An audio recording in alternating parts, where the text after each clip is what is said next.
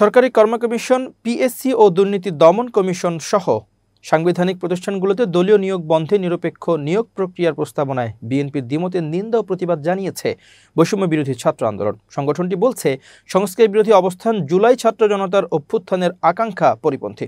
সোমবার বৈষম্য বিরোধী ছাত্র আন্দোলনের সাধারণ সম্পাদক হাসান ইনামের পাঠানো এক সংবাদ বিজ্ঞপ্তিতে এই কথা বলা হয়। সোমবার দুপুরে জাতীয় ঐকমত্য কমিশনের সাংবিধানিক প্রতিষ্ঠানের নিরপেক্ষ নিয়োগ পদ্ধতি সংবিধানে অন্তর্ভুক্ত করার আলোচনা বিএনপির কিছু সময়ের জন্য ওয়ার্কআউট করার কথা উল্লেখ করে বিজ্ঞপ্তিতে বলা হয়েছে, সাধারণত এ ধরনের সাংবিধানিক প্রতিষ্ঠানগুলোতে প্রয়োজন মেধাবী ও দক্ষদের নিরপেক্ষভাবে নিয়োগ, কিন্তু আমরা স্বাধীনতার পরবর্তী 5 দশকে দেখেছি দলীয় নিয়োগের ফলে এই প্রতিষ্ঠানগুলো কখনো নিজেদের পায়ে দাঁড়াতে পারেনি।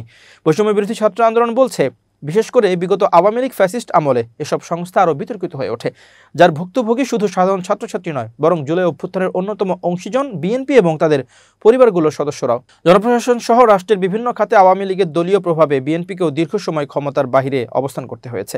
সংগঠনটি স্মরণ করিয়ে দিয়েছে, 24শে জুলাই ছাত্র জনতার অভ্যুত্থানের সূচনাই হয়েছিল পিএসসির সংস্কার ও দলীয় নিয়োগ বন্ধের দাবিকে কেন্দ্র করে, যা পরবর্তীতে রক্তক্ষয়ী গণঅভ্যুত্থানের রূপ নেয়। বৈষম্য বিরোধী ছাত্র আন্দোলন মনে করে, বিএনপির এই সংস্কার বিরোধী অবস্থান জুলাই আকাঙ্ক্ষার পরিপন্থী, যার জন্য তারা পুরো জাতির কাছে দায়বদ্ধ থাকবে। তাই বৈষম্য বিরোধী ছাত্র আন্দোলন জুলাই অভ্যুত্থানের অন্যতম অংশীজন বিএনপির প্রতি জনগণের আকাঙ্ক্ষা বাস্তবায়নে অবিলম্বে এই আত্মঘাতী অবস্থান থেকে সরে দলীয় অবস্থান পর্যালোচনা করে নিরপেক্ষ সংস্কারের পক্ষে অবস্থান নেওয়ার আহ্বান জানাচ্ছে।